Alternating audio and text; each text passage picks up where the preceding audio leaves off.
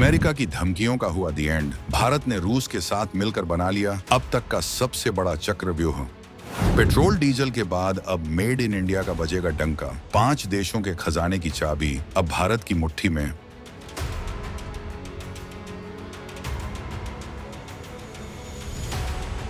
समंदर के रास्ते नहीं, अब जमीन का सीना चीर कर दौड़ेगा। भारत का व्यापार स्वेज नहर की बादशाहत पर लगा दिया पूर्ण विराम। 2.2 अरब लोगों का बाजार और 100 अरब डॉलर का सपना पश्चिमी देशों की नाक के नीचे भारत ने कर दी सबसे बड़ी डील।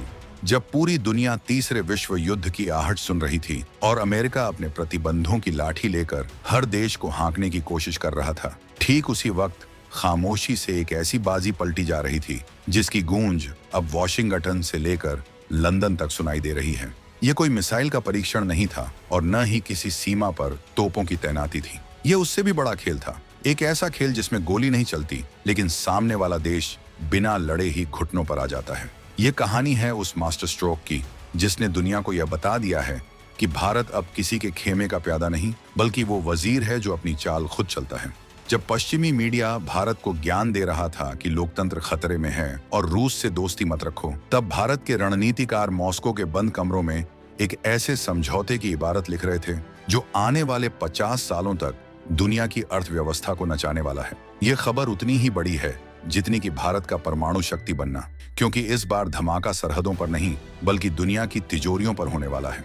एक ऐसा गुट तैयार हो चुका है जो डॉलर की दादागिरी को इतिहास की किताबों में समेटने की तैयारी कर रहा है। लेकिन आखिर वो कौन सी 5 महाशक्तियां हैं जो भारत के साथ आ मिली हैं? 100 अरब डॉलर का यह जादुई आंकड़ा भारत की तकदीर कैसे बदलेगा?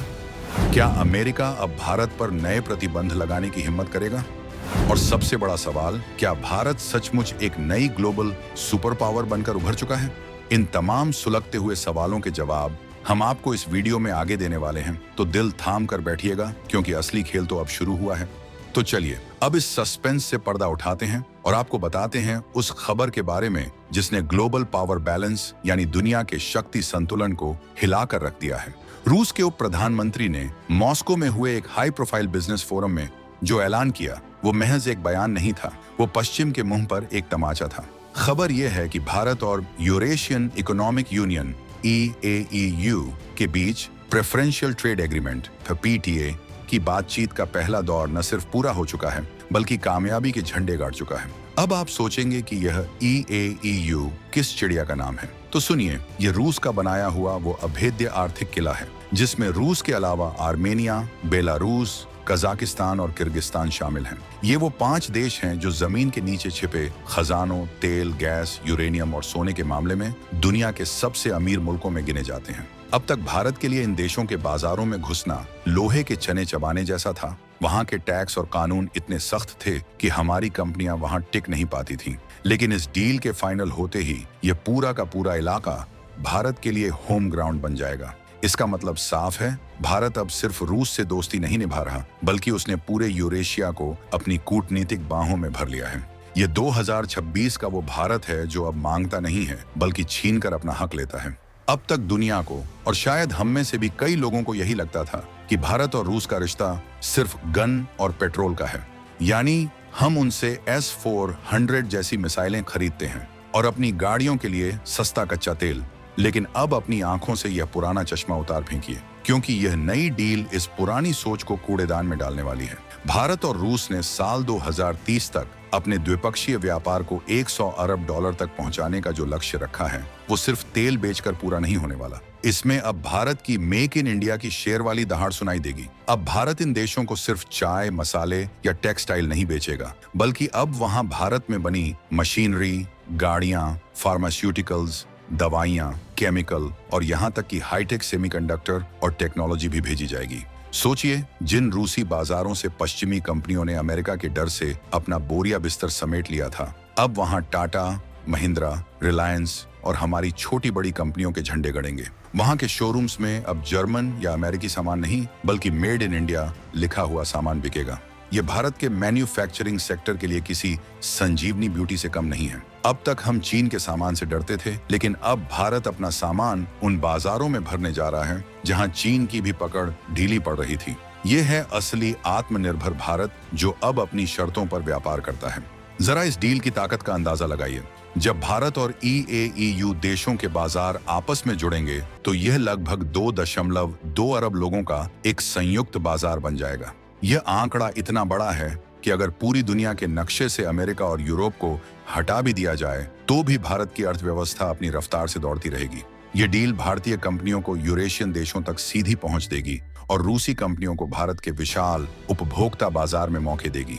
लेकिन इसमें भारत का फायदा ज्यादा बड़ा है। यूरेशिया के पास वो सब कुछ है जो एक बढ़ती हुई सुपर पावर को चाहिए: सस्ती ऊर्जा, सस्ता फर्टिलाइजर, खाद और दुर्लभ खनिज। आपको याद होगा कि पिछले कुछ सालों में डीएपी और यूरिया की किल्लत ने हमारे किसानों को कितना परेशान किया था।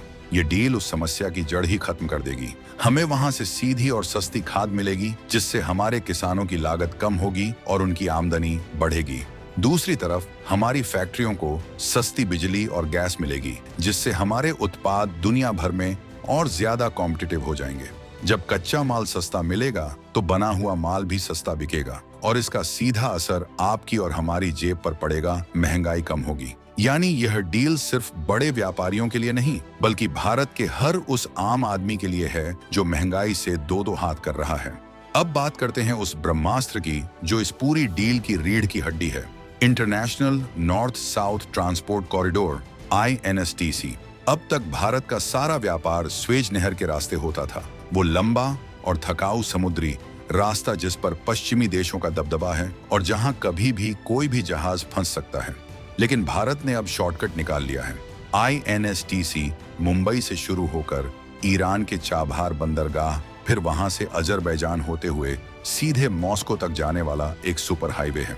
यह रास्ता पुराने समुद्री रास्ते के मुकाबले 30 से 40% छोटा है और सस्ता भी। यानी जो सामान पहले यूरोप के चक्कर काटकर 40 से 45 दिनों में रूस पहुंचता था, अब वो 20 से 25 दिनों में वहां होगा। यह सिर्फ समय बचाने की बात नहीं है, यह भारत की रणनीतिक आजादी की घोषणा है। कल को अगर अमेरिका या यूरोप समुद्र में कोई नाकेबंदी करते भी हैं या स्वेज नहर में कोई संकट आता है तो भारत का व्यापार रुकेगा नहीं। हमारे पास अपना खुद का सुरक्षित रास्ता होगा जिस पर किसी और का टोल नाका नहीं लगेगा। ये कॉरिडोर एशिया और यूरोप के बीच व्यापार का पूरा नक्शा ही बदल कर रख देगा। और सबसे बड़ी बात, इस रास्ते पर न तो अमेरिका का कंट्रोल है और न ही नाटो का। यह पूरी तरह से भारत, ईरान और रूस के भरोसे और सहयोग पर टिका है। इसे कहते हैं छाती ठोक कर अपनी राह बनाना। लेकिन असली बखेड़ा जिससे वॉशिंगटन में बैठे हुक्मरानों की नींद उड़ी हुई है वो है करेंसी का खेल। अमेरिका की असली ताकत उसकी मिसाइलें नहीं बल्कि उसका डॉलर है। दुनिया का कोई भी देश जब व्यापार करता है तो उसे अमेरिकी डॉलर में भुगतान करना पड़ता है और अमेरिका जब चाहे इस नस को दबाकर किसी भी देश की अर्थव्यवस्था का गला घोंट सकता है। लेकिन भारत और रूस की यह मेगा डील इस सिस्टम के लिए दीमक का काम करेगी। दोनों देश अब अपनी अपनी मुद्राओं में यानी रुपया और रूबल में व्यापार को बढ़ावा देने पर पूरी ताकत लगा रहे हैं। पश्चिमी प्रतिबंधों की धज्जियां उड़ाते हुए दोनों देश अब एक ऐसे पेमेंट सिस्टम पर काम कर रहे हैं जो स्विफ्ट बैंकिंग सिस्टम से अलग होगा। अगर भारत और रूस ये साबित कर देते हैं कि बिना डॉलर के भी 100 अरब डॉलर का व्यापार हो सकता है तो यह बाकी दुनिया के लिए एक मिसाल बन जाएगा। ग्लोबल साउथ के देश जो डॉलर की मनमानी से परेशान हैं, वे भी इसी मॉडल को अपनाना चाहेंगे और यही वो डर है जो अमेरिका को सता रहा है। उन्हें डर भारत के अमीर होने का नहीं है, उन्हें डर इस बात का है कि अगर भारत ने दुनिया को डॉलर के बिना जीना सिखा दिया तो अमेरिका की सुपर पावर वाली कुर्सी के पाए हिलने लगेंगे। भारत ने साफ कर दिया है कि हमें किसी करेंसी से दुश्मनी नहीं है, लेकिन हम अपनी अर्थव्यवस्था की चाबी किसी दूसरे देश की जेब में नहीं छोड़ सकते। अब आप सोच रहे होंगे कि अमेरिका चुप क्यों है, क्या वहां से धमकियां नहीं आ रही? अरे भाई, दबाव तो इतना है कि कोई और छोटा मोटा देश होता तो अब तक बिखर गया होता। याद कीजिए, जब यूक्रेन युद्ध शुरू हुआ था और अमेरिका ने भारत को हुक्म दिया था कि रूस से तेल खरीदना बंद करो, तब भारत का जवाब क्या था? भारत ने साफ कह दिया था, हम वही करेंगे जो हमारे देश के हित में होगा। आज 2026 में भी वही नीति चल रही है, इंडिया फर्स्ट। अमेरिका की ओर से रूस से तेल खरीदने को लेकर दबाव की खबरें आज भी आती हैं, लेकिन भारत ने अपनी विदेश नीति को मल्टी अलाइनमेंट के ढांचे में ढाल लिया है। इसका मतलब है हम सबके दोस्त हैं लेकिन किसी के गुलाम नहीं। हम अमेरिका के साथ भी डील करेंगे और रूस के साथ भी हाथ मिलाएंगे। हम क्वाड में भी बैठेंगे और ब्रिक्स में भी। भारत खुद को एक ऐसे बैलेंसिंग पावर के रूप में स्थापित कर रहा है जो पश्चिम और रूस दोनों के साथ अपनी शर्तों पर संबंध बना सकता है। यह दुनिया को दिखाने के लिए है कि भारत अब एक ऐसा ध्रुव बन चुका है जिसके बिना दुनिया का पहिया नहीं घूम सकता। अमेरिका भी यह जानता है कि चीन को रोकने के लिए उसे एशिया में भारत की सख्त जरूरत है, इसलिए वो चाहकर भी भारत से पंगा लेने की गलती नहीं कर सकता। इसे कहते हैं शेर की तरह जीना। ये डील सिर्फ सामान बेचने तक सीमित नहीं है, ये उससे कहीं आगे की सोच है। हम बात कर रहे हैं टेक्नोलॉजी ट्रांसफर और भविष्य की साझेदारी की। फार्मास्यूटिकल्स, केमिकल और मशीनी उपकरणों के अलावा इस डील में सेमीकंडक्टर और स्पेस टेक्नोलॉजी जैसे सेक्टर भी शामिल हैं। रूस के पास रॉकेट और स्पेस की वो टेक्नोलॉजी है जो अमेरिका कभी किसी को नहीं देता। इस साझेदारी के जरिए भारत उस टेक्नोलॉजी तक अपनी पहुंच बना सकता है। दूसरी तरफ भारत का आईटी और सर्विस सेक्टर रूस के डिजिटल ढांचे को खड़ा करने में मदद कर सकता है। ये एक विन विन सिचुएशन है। भारत को टेक्नोलॉजी मिलेगी और रूस को एक भरोसेमंद साथी। पश्चिमी देश चाहते थे कि रूस तकनीकी रूप से पिछड़ जाए, लेकिन भारत के साथ आने से रूस को एक नई सांस मिल गई है और बदले में भारत को वो रणनीतिक गहराई मिल रही है जो उसे एशिया का बॉस बनाने के लिए जरूरी है।